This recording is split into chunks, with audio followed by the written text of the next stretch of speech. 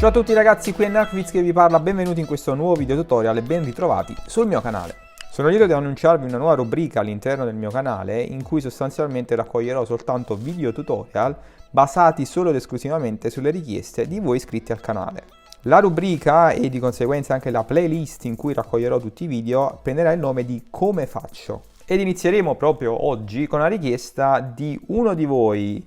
Darlinglu ci scrive: come faccio a realizzare etichette personalizzate per porte e finestre? Vi mostrerò quale template di famiglia nello specifico scegliere. Andremo a scegliere annotazioni generiche per poi cambiarne la categoria all'interno del nostro file .rfa, scegliendo ovviamente etichette per porte, nel caso specifico perché andremo a analizzare un'etichetta per le porte.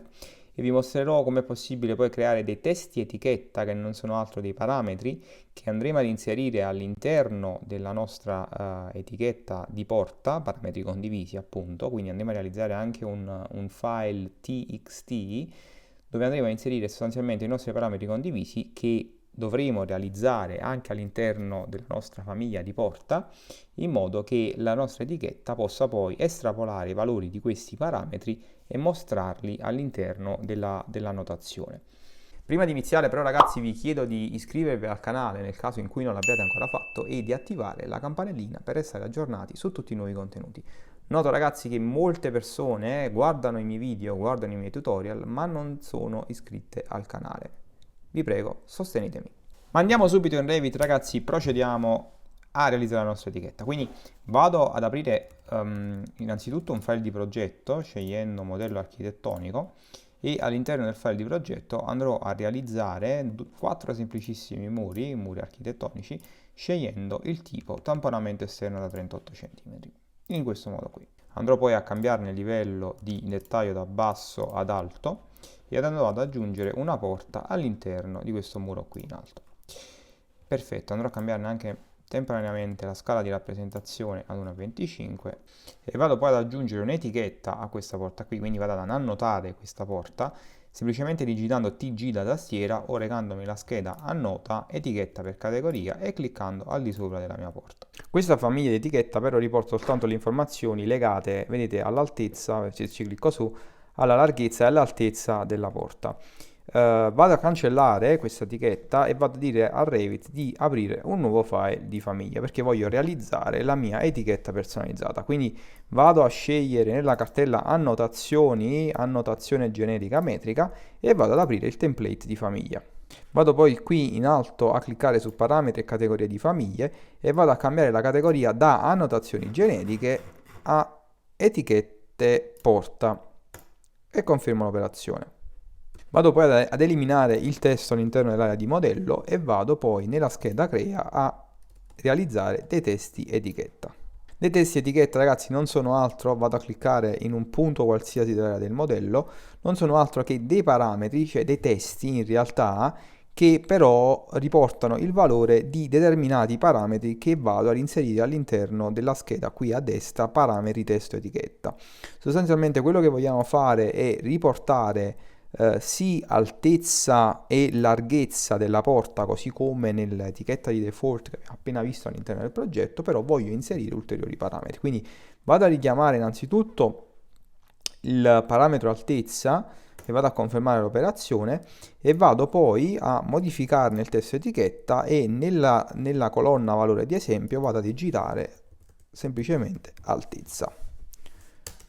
Ovviamente ragazzi nel momento in cui caricherò la famiglia all'interno del progetto non comparirà più il testo altezza, il contenuto altezza qui all'interno, ma verrà riportato il valore numerico dell'altezza della porta. Ovviamente questo contenuto qui altezza è semplicemente, come vi ho detto poco fa, è semplicemente un valore di esempio che serve più che altro a voi per orientarvi in questa fase di realizzazione dell'etichetta.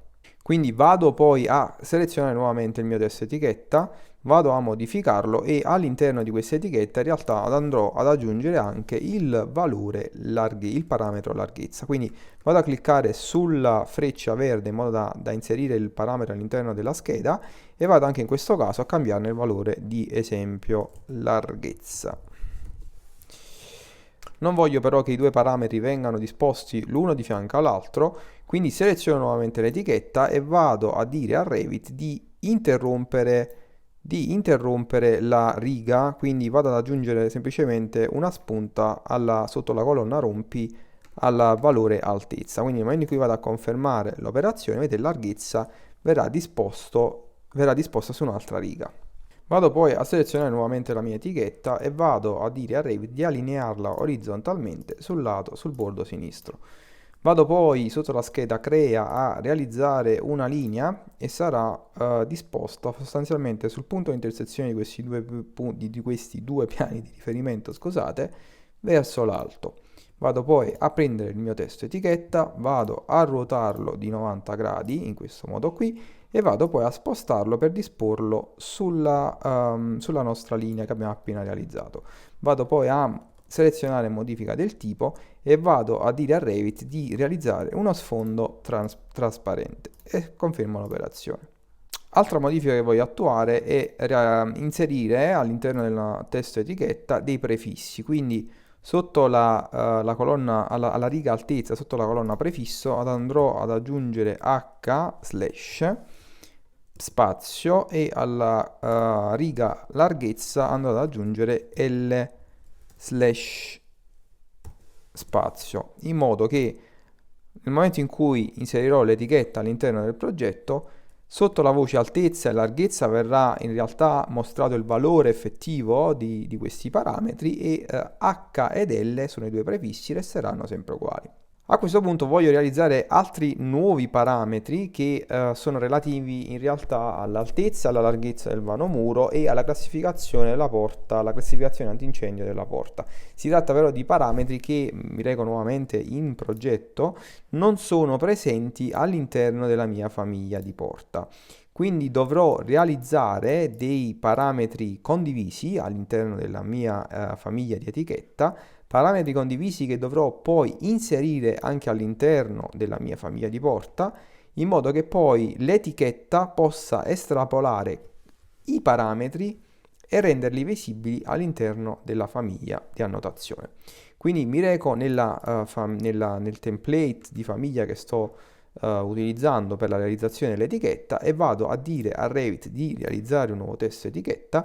Questa volta, come detto, non avrò la possibilità di prendere i parametri da questa scheda qui, ma dovrò realizzare, perché non sono presenti, ma dovrò realizzare dei parametri condivisi. Quindi clicco su questo simbolo qui in basso e vado a dire a Revit di selezionare dei parametri condivisi. Lui mi dirà che non è presente, non è stato caricato nessun file txt, quindi vado a realizzarne uno nuovo, salvandolo sul desktop e rinominandolo in parametri condivisi Narkwitz.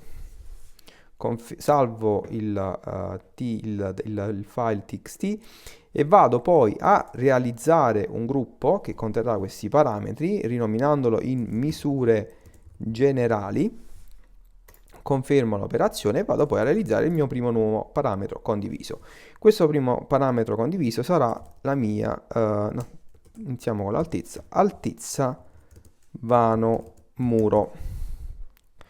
Un tipo di parametro lunghezza, quindi confermo l'operazione, confermo nuovamente, ancora una volta, vedete il parametro condiviso verrà caricato, confermo l'operazione, a questo punto il parametro condiviso risulterà presente all'interno della lista. Non dovrò fare altro che inserirlo nella scheda parametri testo etichetta e confermare l'operazione.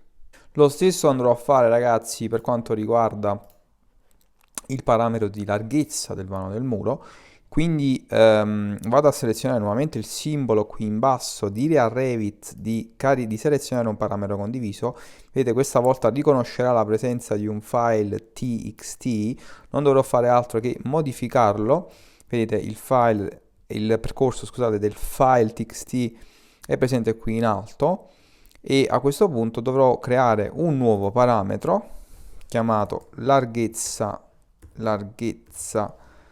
vano muro, confermare l'operazione nuovamente, selezionare questa volta larghezza vano muro, il parametro verrà anche questa volta caricato all'interno della lista, eccolo qui, vedete, non dovrò fare altro che spostarlo nella scheda parametri testo etichetta. confermare nuovamente l'operazione. Andrò poi a selezionare il testo etichetta, ragazzi, andrò a ingrandire la casella di testo, vedete i due parametri sono sulla stessa riga, quindi andrò a modificarne l'orientamento, aggiungendo anche in questo caso la spunta a rompi sotto la riga altezza vano muro, e poi nuovamente a modificare il testo etichetta ed aggiungere dei prefissi, quindi andrò ad aggiungere qui h.vano muro, spazio, e sotto alla riga larghezza, anche in questo caso, L.vano muro, spazio. Confermo l'operazione, i prefissi vengono inseriti, non dovrò fare altro che, forse aggiungiamo ancora, prima dello spazio andrò ad aggiungere dei due punti, spazio, due punti, spazio, andrò a confermare. E a questo punto voglio un ulteriore parametro qui in basso che è la classificazione antincendio. Vado quindi anche in questo caso a selezionare nuovamente il testo etichetta, a modificarlo e a realizzare un nuovo parametro condiviso. Selezionare quindi il parametro condiviso che non ho ancora, quindi vado a modificare la lista e a creare un nuovo parametro e lo chiamerò, questa volta si tratterà però ragazzi di un tipo di parametro testo, il nome sarà appunto Ray. Confermo l'operazione, confermo ancora una volta e seleziono il parametro e lo carico all'interno della lista. Il parametro comparirà qui in basso, vado a portarlo all'interno del testo etichetta e vado ad aggiungere anche in questo caso un prefisso Ray due punti. Aggiungo anche qui la spunta a larghezza vano muro in modo che Ray vada sulla riga in basso e confermo l'operazione. Vado a questo punto a selezionare l'etichetta e a posizionarla in modo che risulti simmetrica rispetto agli altri due parametri in alto. In realtà devo spostarmi ancora un po' verso destra perché questi contenuti, in realtà altezza vano muro e larghezza vano muro, saranno sostituiti da dei valori numerici.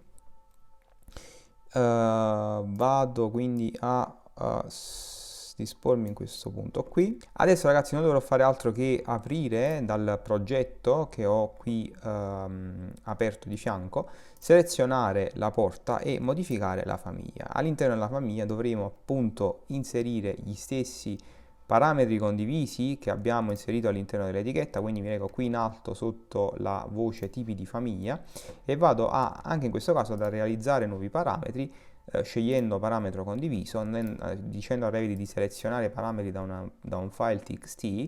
A questo punto non dovrò fare altro che selezionare i vari parametri di volta in volta, altezza vano muro, confermare l'operazione, qui compare all'interno delle quote.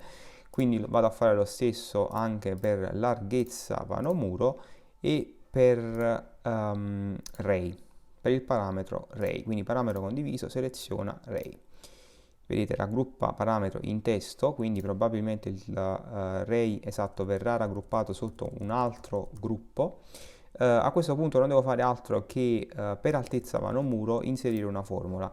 Altezza vano muro è sostanzialmente l'altezza del battente, quindi altezza, più 4.5 cm che è il valore fisso del telaio. Se infatti dovesse recarvi all'interno di una vista di pianta della famiglia di porta, noterete che vedete che il telaio, in questo caso in pianta, è largo proprio 4.5 cm.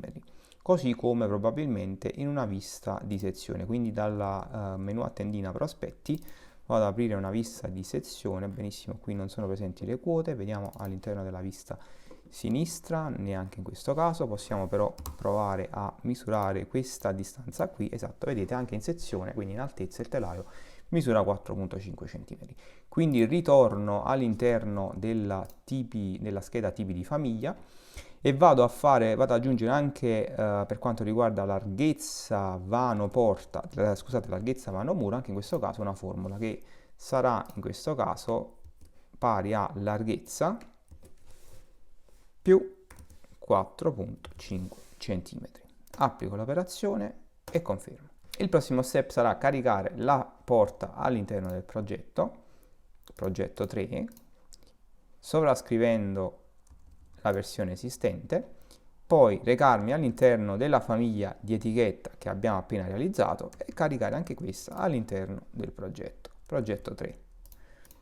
A questo punto andrò a dispormi col cursore del mouse sulla porta, vedete, in questo modo qui, andrò a selezionare l'etichetta e a spegnere la linea direttrice, posso disporre l'etichetta, posso posizionare l'etichetta disponendomi col cursore del mouse sul simbolo sposta e ovviamente non comparirà nessun valore array, questo perché all'interno, se selezionate la porta e vi recate sotto la voce modifica del tipo, all'interno alla voce parametro array non abbiamo ancora inserito alcun valore di testo.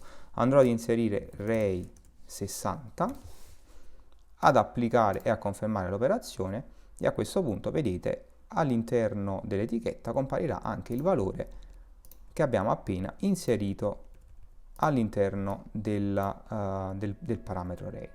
Quello che però non voglio è che compaia due volte il testo array, sostanzialmente abbiamo inserito un prefisso all'interno dell'etichetta della famiglia di etichetta, quindi non dovrò fare altro che selezionare nuovamente la porta, modifica del tipo e alla voce array cancellare il testo che ho appena inserito e lasciare semplicemente il valore numerico. Confermo l'operazione, vedete il prefisso è sostanzialmente presente all'interno della famiglia di etichetta e il valore è quello che abbiamo appena inserito. Anche con questo video tutorial è tutto ragazzi, spero che l'abbiate trovato interessante e che abbiate imparato qualcosa di nuovo.